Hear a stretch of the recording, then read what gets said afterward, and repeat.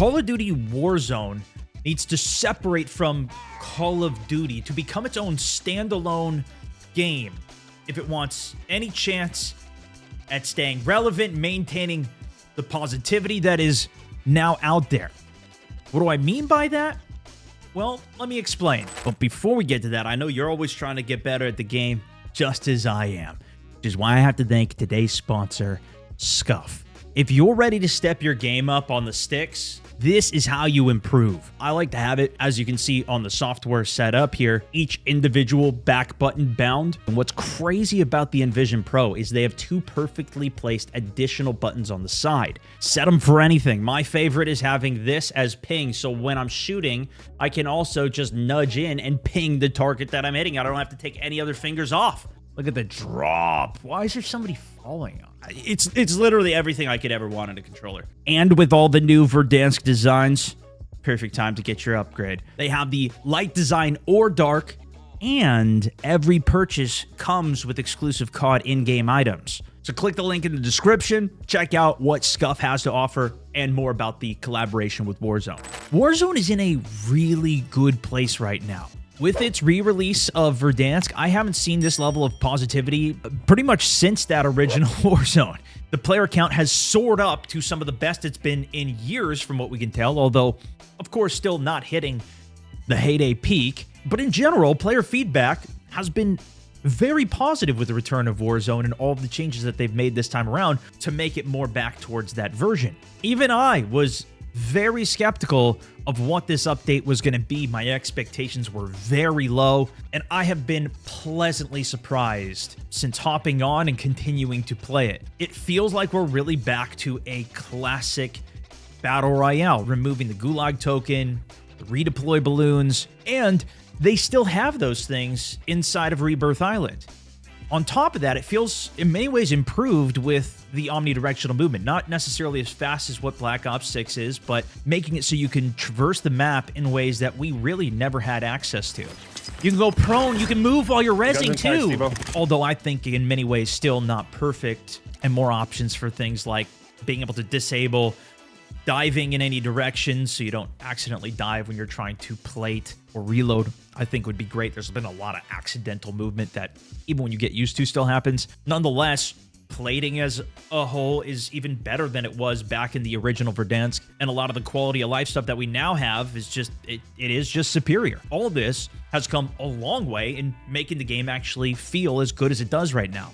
And it's evident that a lot of players agree that the game is fun. In fact, I've seen more people rebelling against the shifting of this game to increase time to kill, to nerfing one-shot snipers, which have been the best. I think we need a further sniper buff to some of these other ones. But there has been a pushback into keeping this game casual. People even enjoying just the casual mode that they introduced to the game with 100 bots, 28 players, or whatever it is. If they want to make it into Sweatsville, maybe put that into ranked. And I wouldn't even mind if they left it so one-shot sniping and all these things were still in ranked. Maybe I would be more interested in playing it at that point. On top of a lot of streamers coming back to Warzone, there's just been a massive wave of new casual players, as well as just casual players that previously played the game coming back to it. While we don't have all the data for the player count of the game, we can at least see that viewership across the board for Call of Duty, at least in streams and videos, and demand for that content is definitely back up. Even on my channel, I haven't played this game this much in months. The hype around custom games, the death races, zombies we've been doing, it's been crazy. And even my closest friends who have sworn off the game entirely have now started playing the game again with me. There's still plenty of complaints with the game that I've seen. People complaining about the buy stations being too lacking, which I feel like they've also stealth buffed because I've noticed way more of them in the game amongst the shortness in plates, etc., etc. I think there's going to be a bunch of those. And really the question is going to be, how is Activision going to respond to the changes this time around? As a matter of fact, one of the lead creative directors for Warzone, in particular over at Raven, just left Call of Duty. Maybe this time we're going to see a different direction for where the game went over the last couple of years, and he had taken it. But as I mentioned earlier, I think Warzone needs to split from Call of Duty. I'm not talking about being a separate download from Battle.net or that it shouldn't even be part of Call of Duty, and I think Call of Duty's chalked. No, I think Warzone just needs to be in its own category and ignore the yearly CoD cycle, similar to how CoD Mobile operates. If you've ever seen that, this game has its own standalone version of Call of Duty with some of the best stuff from Call of Duty in its entire history. The Blackout map is there, firing range is always there, a lot of the classic multiplayer maps, and it's just something that's continually built upon. If you think about Warzone's worst updates, or really just biggest changes, they usually happen around the time of a new Call of Duty release. The broken implementation of Vanguard's weapons, followed by the disaster that was the launch of Caldera. They made it so you couldn't even get loadout at the beginning of the game. There was planes absolutely everywhere that also didn't even have hit marker sounds. Foliage was ludicrous. Almost all of these changes they reverted back while still keeping Caldera, and then eventually I think the map did become good, but a lot of that was going back. Then look at the release of Warzone 2. With the awful movement system in Al Mazrah off its first launch, not being able to plate and move, having to find armor satchels and even bags, sorting through loot pop-up menus that are coming in. While there was some cool stuff there, and the best new addition being proximity chat, again, almost all of those things they reverted out in a way. A lot of those were just added in the first place because the game was more revolving around DMZ, which they also pretty much just abandoned after starting to make some good updates for. But in a game that a lot of people already really loved and enjoyed, rather than just adding more onto it, they're like, all right, let's completely move away from essentially what this game is constantly year after year with these new games that are coming out. And even the maps that are created for it, as we now saw with Urzikstan's release being really designed around Modern Warfare zombies, didn't really cater as well to Warzone. They also just abandoned a lot of efforts during this last era, where they were focusing on the Resurgence map, bringing back Rebirth Island, Fortune's Keep, they had Ashika, Vondel, Area 99. Like, that's where they were focusing all their efforts. Now we kind of have some of that in stone, and now we also have Big Map back in a good spot. But I think a lot of these issues and updates that have happened over time only really became major problems because of that new COD release and them having to jam-pack and fit this game around something else that doesn't really fit what Warzone even is. If you compare this to other battle royales like Apex or PUBG, they aren't forcing them to make these big updates. They're not operating off of a ticking clock surrounding the release of another game that really, that's what they're trying to sell to make a bunch of money off of. Even Fortnite, who has completely changed the way that their game plays really multiple times with new movement systems, changing their graphics engine. They've even delayed these massive releases in the past because they've not got the pressure where they have to get it out. And I think this was a big thing that we saw with Black Ops 6 release. Black Ops 6 was definitely done. It had a solid launch, but then it really destroyed Warzone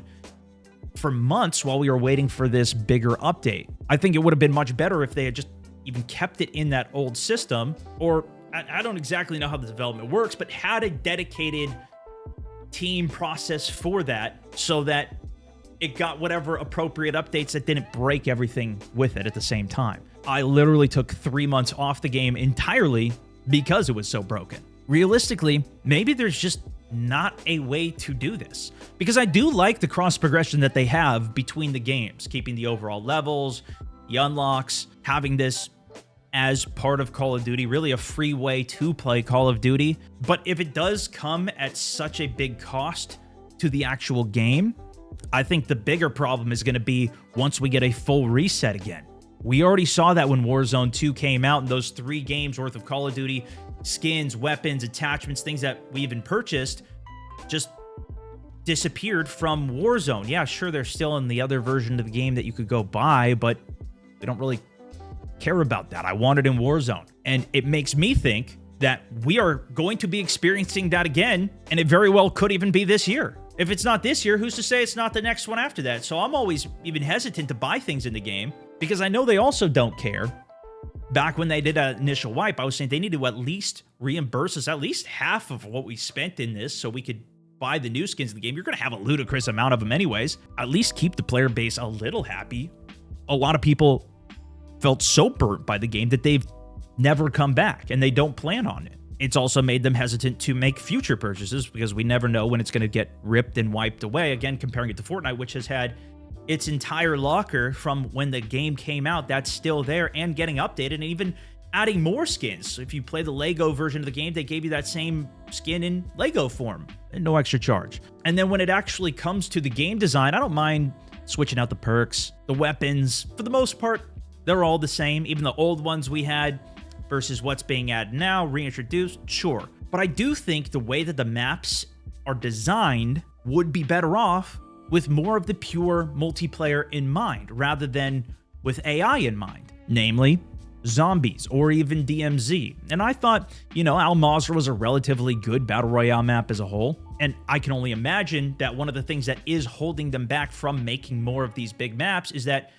it's not fully fit into whatever their DMZ 2.0 that's coming out, the next Zombies that's coming out, or whatever else they're trying to all mix into one. I think one of the reasons that Blackout works so good, I'd love to see that map even come back, is that it's just a bunch of old traditional multiplayer maps for different POI. Nuketown, Firing Range, and even Verdansk was designed with the Ground War maps in mind, which is, again, very much more multiplayer focused. Maybe that's why those POIs feel better for the multiplayer element. But with how much Call of Duty has to change every year, for many, that is a positive. That's why they buy the game every year. There's a whole bunch new and different that you get to experience, or something that you haven't played for years. Like, I think this next Call of Duty is rumored to have a pick 10 system. A lot of people are going to be excited that that's back, but it's going to force a bunch of other changes on this game that they're going to have to mix up. And I'm already worried with what this year is going to have for us at the end of it. Speaking of Black Ops 7s, let's talk more on those leaks. As of writing this video, this year's Call of Duty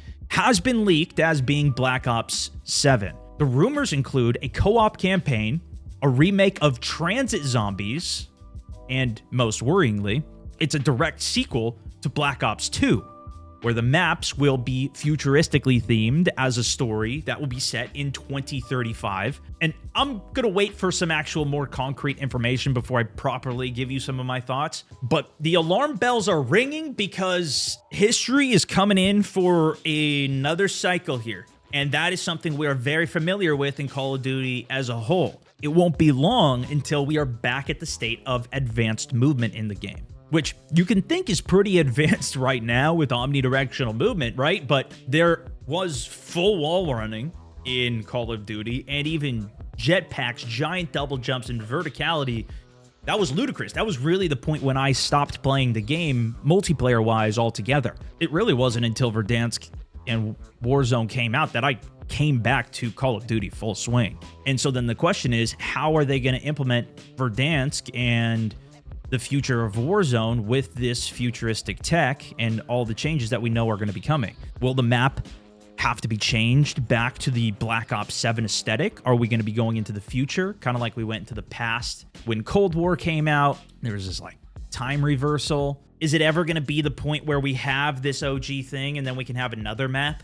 Is that too insane to have multiple maps for Big Map? We've done this many times for Rebirth and Resurgence modes, but Black Ops 6 launched in October last year. So in theory, we are only half a year away from having a brand new Call of Duty and a brand new Warzone change again.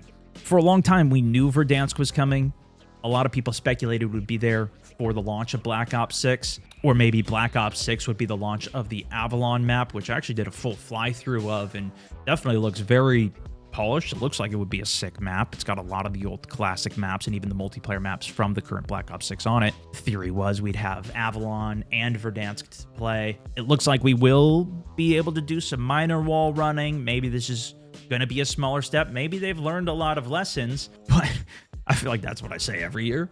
And I just have a feeling that a standalone version of Warzone, where this really is just the main driver and they could focus on this game in its entirety, would just be better. How would they do that? Well, I don't think it's even that far away from where we are right now. They've spent so much time changing the game and creating all these different elements, slowly adding bits and pieces to Big Map, to Resurgence. These are already in solid spots. DMZ supposedly is going to be coming back for a 2.0, and I don't think bringing back menus and physical looting into Warzone, because that's going to be in DMZ, is going to be in the best interest for this if it does happen, versus letting Warzone have its mode, letting us have access to now more content on a game that we actually like. Keep Rebirth, keep Verdansk in the pocket in their own maps that are playable, and preferably keep on releasing new content. Sure, I think it'd be great to add Blackout, that map. I'd honestly like to see that more than any of the other ones that they've released recently. Sure, bring back Caldera, Almazar, Zixstan, maybe. I think the Verdansk 86 map is going to be a no-brainer for what they'll do, since now we're much closer to that version already anyways. But at the same time, I think developing specifically for this game and releasing new content, at least that excites me way more. And in particular, maps is one of the most exciting elements, because now it's a place that we can go apply every single perk, weapon, all the things that are already in the game to it. I don't necessarily need another MP5. We've got 3 or 4 versions of them in the game right now. But it'd be fun to go take that MP5 into different maps and locations. It's something that I think PUBG did really good. Adding Vikending, making this snow world that even has footsteps on the ground. You can watch in the snow and track your enemies. Sure, take maps away for certain periods of time. There's a bunch of debate whether, we need to have full map rotation, all the maps available to choose. We've seen problems with all of these games, Battle Royales, and how they implement it all. But I think my kind of main point is I'd like to keep the core gameplay there. And I think from the outsider looking in, you can see the change from Warzone to Warzone 2 and how the plating system and movement system changes, and be like, it's not that different. This is the same game. You guys are always, it's just the same game released over and over again. But if you play, there's a significant difference in how that game actually plays with these smaller changes that they're constantly making, sometimes big, to the core gameplay. And the fact that they already have ranked, if they do want to make those changes and isolate them to there, is great. They've got a strong resurgence. Heck, they can bring nukes back to now both resurgence and big map. They have more options with what they can do than they really ever have. But let's say it's not this year, but it's next year that we're going to get jetpacks in the game. Or it's the full shift over to DMZ that now Warzone has to fully integrate and become, this is how we're going to do it. It's got to be the same thing as multiplayer. There's a lot of us that don't play multiplayer for a reason. And they also have this more middle ground where Resurgence does feel more like multiplayer. Even when Vanguard did first come out, they made it so there was a Vanguard Royale playlist, and then eventually they added the old school Battle Royale playlist. So you could play this new rules, new core game loop for Vanguard with only the Vanguard weapons, eventually they added the Battle Royale stuff, and then they just merged it together and made it the Battle Royale again. I think if they wanted to do it for the sake of, we're keeping Battle Royale, and then here's this other LTM with the new Call of Duty version in it, that would be better for me. To the same extent, I would love it for them to do more limited time modes as a whole. That's one of the reasons that I've done my own zombies, my own death races. Give me more controls even in custom games so I can help come up with some of them.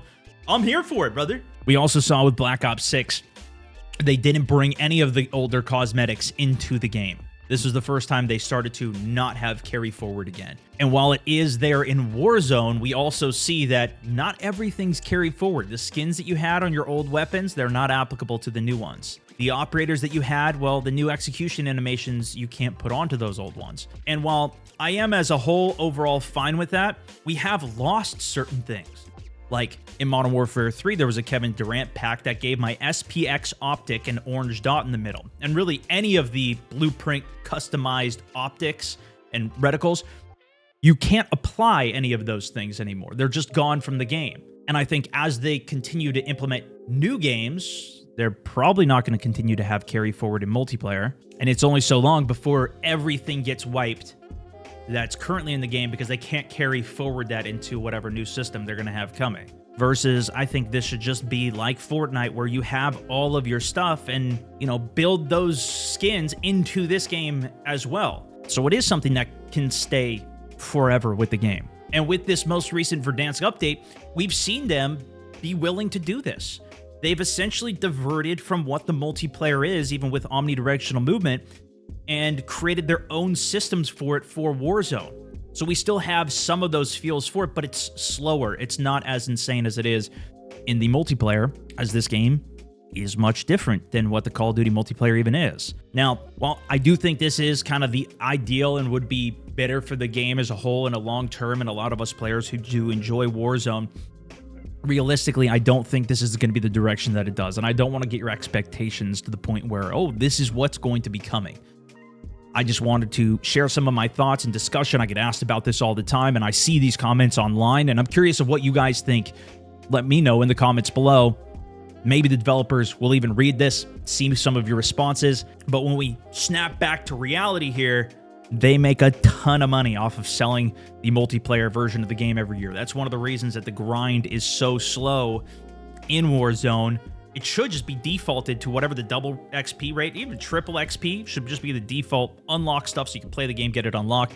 Double XP should really be like 6x XP, so you actually are making some insane progress, and you're like, oh my god, this is real double XP. I can get some stuff done here, but you know, they know that people are willing to grind through the current rate of what it is, that they're willing to spend the extra money to get it on multiplayer so they can unlock the weapons there, get the additional XP boosters to get the stuff unlocked there, and the incentives are still in line more so for the multiplayer than what they are for Warzone, this free-to-play game, versus the $70 game that you buy up front, and then you still spend $20, $30 for packs for, $20 for every new season, $30 for every new Black Cell Pass, the event bonus track for another $30, $40. Like, that's going to be where they make more money. So to that point, maybe there is just realistically no hope for this game. I know that is the case for probably like 70, 80% of the players who have already left the game and they're just never going to come back, right? And I think this is where there really is a big opportunity in the Battle Royale space. We haven't really seen many Battle Royale games come out over the past year or two, maybe off the grid. That game's still like in early access. It's not even done. And this, though, is where I think Battlefield has an opportunity with its supposed Battle Royale that's going to be becoming basically a competitor, a free-to-play, standalone, modern-day military shooter. Basically what Warzone is inside of Battlefield. Maybe they can take over the reins of what a lot of people are actually looking for in a game. Now, historically, with the volume of content that Battlefield releases after a game comes out, they've been very hit and miss, and I wouldn't necessarily bank off of it. But even the fact that that competition is going to be there could be something that kicks Call of Duty into another gear. I think we saw this for a bit with X-Defiant popping off in popularity prior to Black Ops 6 coming out, and they really delivered with Black Ops 6 on its launch. But we'll see. That's some of my hopes for Warzone in the future and thoughts. Let me know what you guys think down below. I'm going to continue to read through all of them. I'd love to hear them. But that's it for this one. Thanks so much for watching. Stonemouse64, over and out.